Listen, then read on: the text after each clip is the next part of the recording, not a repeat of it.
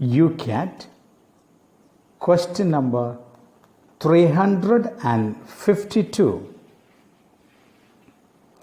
What is the meaning of the commandment, I am the Lord your God, which is seen in Exodus chapter 20, verse 2? The first commandment is, I am the Lord your God. You shall not have strange gods before me.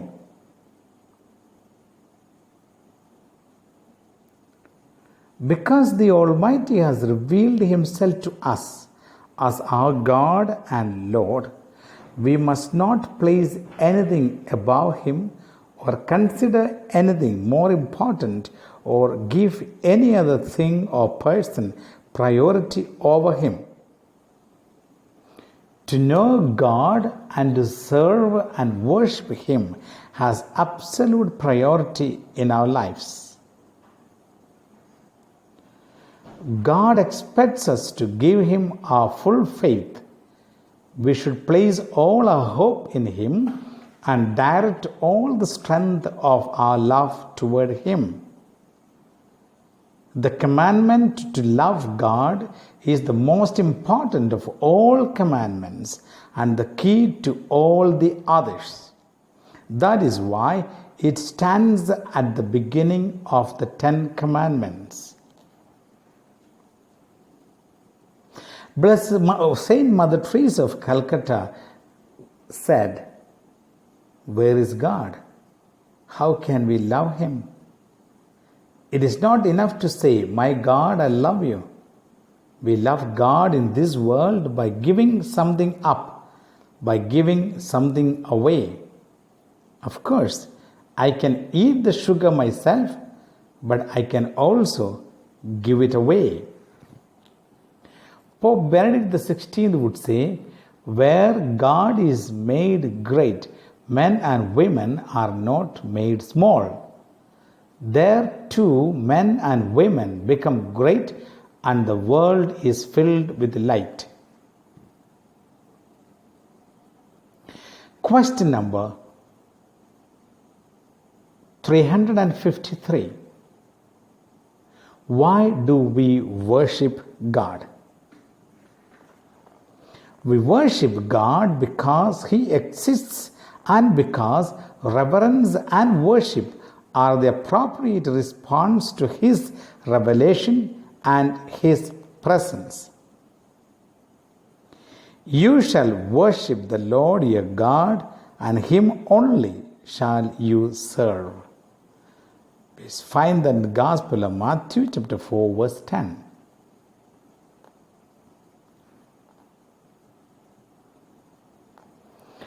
Worshipping God, however, is also beneficial to men, for it frees them from servitude to the powers of this world. When God is no longer worshipped and when He is no longer thought to be Lord over life and death, others assume that position and put human dignity at risk. Question number 354. Can people be forced to believe in God? No. No one may force others to believe, not even one's own children, just as no one may be forced to be an unbeliever. A person can make the decision to believe only in complete freedom. Christians, however, are called to help other people by word and example to find the way to faith.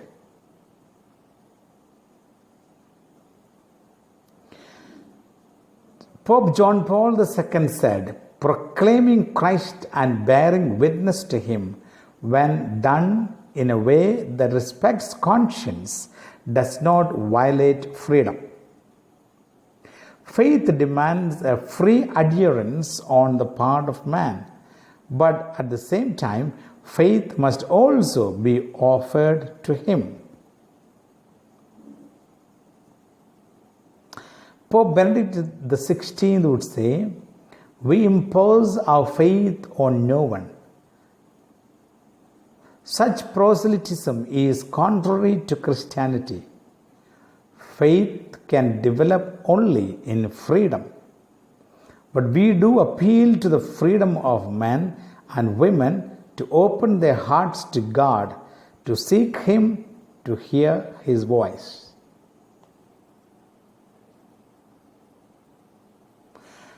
Question number 355. You shall not have strange gods before me. What does that mean? This commandment forbids us to adore other gods and pagan deities, or to worship an earthly idol, or to devote oneself entirely to some earthly good. For example, money, influence, success, beauty, youth, and so on. To be superstitious, which means to adhere to esoteric, magic, or occult, or New Age practices, or to get involved with fortune telling or spiritualism, instead of believing in God's power, providence, and blessing. This commandment forbids us to provoke God by word or deed. It forbids us to commit a sacrilege. It forbids us to acquire spiritual power through corruption and desecrate what is holy through trafficking. Question number 356. Is esotericism as found, for example, in New Age beliefs compatible with Christian faith? No. Esotericism ignores the reality of God. God is a personal being.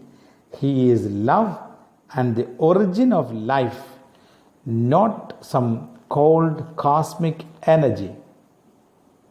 Man was willed and created by God, but man himself is not divine. Rather, he is a creature that is wounded by sin, threatened by death, and in need of redemption. Whereas most proponents of esotericism assume that man can redeem himself. Christians believe that only Jesus Christ and God's grace redeem them, nor are nature and the cosmos, rather, the Creator, even though He loves us immensely, is infinitely greater and unlike anything He has created. Many people today practice yoga for health reasons, enroll in a meditation course so as to become more calm and collected, or attend dance workshops so as to experience their bodies in a new way. These techniques are not always harmless. Often, they are vehicles for doctrines that are foreign to Christianity. No reasonable person should hold an irrational worldview in which people can tap magical powers or harness mysterious spirits, and the initiated have a secret knowledge that is withheld from the ignorant. In ancient Israel, the surrounding people's beliefs in gods and spirits were exposed as false. God alone is Lord. There is no God besides Him, nor is there any magical technique by which one can capture or charm the divine force. one's wishes on the universe, or redeem oneself. Much about these esoteric beliefs and practices is superstition or occultism.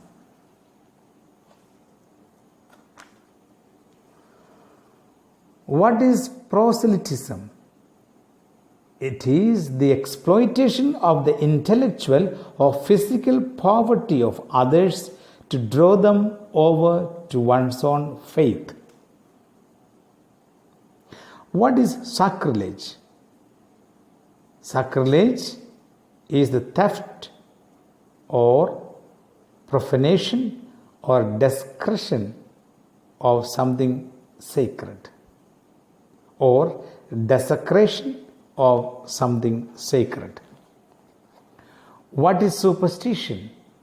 The irrational assumption that certain sayings, actions, events, and objects contain magic powers or produce magical effects.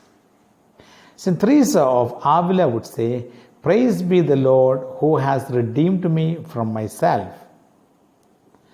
St. Augustine would say, "No one denies God unless he has some reason for wanting him not to exist." What is esotericism? It is the inner circle, something into which one must be initiated in order to understand it.